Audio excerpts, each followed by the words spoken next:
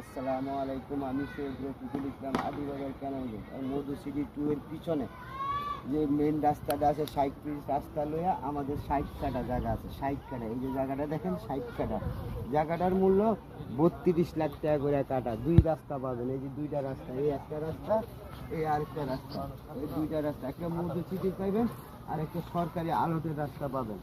এই যে দেখেন দুইটা রাস্তা, 60 কাঠা জায়গা, মাত্র 32 লাখ টাকা সঠিক